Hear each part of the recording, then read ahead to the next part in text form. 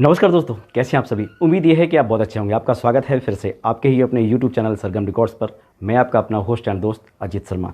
दोस्तों, आज के वीडियो में हम बात करेंगे हनुमान जी के बारे में, एक ऐसे प्रसंग के बारे में जिसको सुन के आपको बहुत ही अच्छा लगेगा। तो चलिए शुरू करते हैं वीडियो बिना कुछ देरी किए। और वीडियो शुरू करने से पहले अगर आप हमारे चैनल पर नए हैं तो आप हमारे चैनल को बेफिक्र होकर सब्सक्राइब करें, बेल आइकन को दबाएं, जिससे हर रोज़ हमारा वीडियो आपके मोबाइल में बड़ी ही आसानी से पहुंच जाए। और हाँ, वीडियो के अंदर आपसे एक सवाल पूछेंगे, आपने उसका सही जवाब दिया तो हम आपका स्क्रीनशॉट अगले वाले वीडियो में जरूर दिखाएंगे। तो चलिए शुरू करते हैं आज का वीडियो बिना कुछ देरी किए।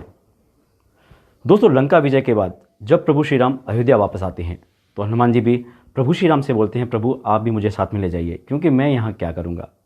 प्रभु श्री राम ने हनुमान जी की बात मान ली और उनको वो अयोध्या अपने साथ में ले आए।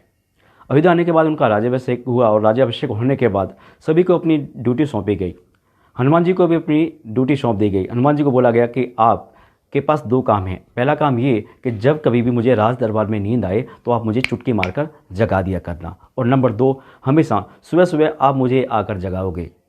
ये दोनों ड्यूटी हनुमान जी ने स्वीकार कर ली। उसके बाद जहाँ पे हनुमान जी रहा करते थे और जहाँ पे भगवान श्री राम का शयन कक्ष था, उसमें बीच में एक बाजार पड़ा करता था। दर्शकों, हनुमान जी का डेली का रूटीन हो गया। हनुमान जी हर रोज़ प्रभु श्री राम को जगाने के लिए जाते। जब वो बाजार पड़ता, बाजार के अंदर उनको एक बनिया हमेशा परेशान किया करता।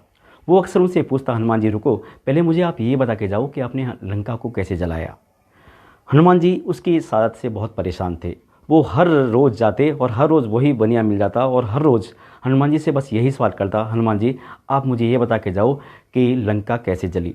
हनुमान जी ने बनिए को कहा कि आप मुझे ये सवाल फिर कभी पूछ लिया करें, क्योंकि इस वक्त मेरा प्रभु श्री राम को जगाने का वक्त होता है। लेकिन एक दिन बनिया नहीं माना।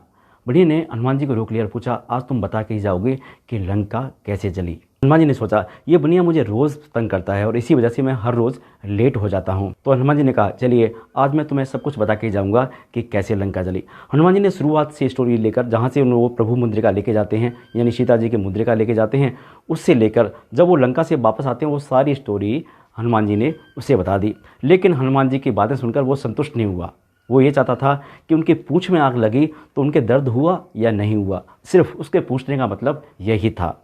हनुमान जी से बनिए ने यही कहा, क्या तुम ये बताओ हनुमान कि जब तुम्हारी पूँछ में आग लगाएगी तो तुम्हारे दर्द हुआ या नहीं हुआ। दुकान किस चीज़ की है? तो बनिए ने कहा, मेरी दुकान है कपड़ों की। तो हनुमान जी ने कहा, अपनी दुकान से कपड़े लेके आइए। बनिए ने जैसे हनुमान जी ने कहा वैसे बनिए ने बात मान ली। बनिए अपनी दुकान पर गया और खूब सारे कपड़े लेकर आया। हनुमान जी ने कहा, महोदय अब आप ये काम कीजिए कि आप जितने भी कपड़े हैं सब मेरी पूँछ पर लपेट दीजिए। बनिए ने वैसे ही किया, क्योंकि बनिए को मज़ा आने वाला था। बनिए ने कपड़ों को लपेट दिया। अब हनुमान जी ने कहा, अब इस पर आग लगा दीजिए। पूँछ में आग लगा दूँ? तो हनुमान जी ने कहा, हाँ बिल्कुल, आप मेरी पूँछ की आग लगा दीजिए। बनिए ने कहा, सोच लीजिए। हनुमान जी ने कहा, सोच लिया, आपकी बात का जवाब आज मैं दे के ही जाऊँगा। बनिए ने वैसे ही किया, हनुमान जी की पूँछ में आग लगा दी। बनिए की आग लगाने के बाद हनुमान जी ने आप देखा ना ताब सीधे उसकी दुकान में पहुँच गए, जो कि कपड़े की थी।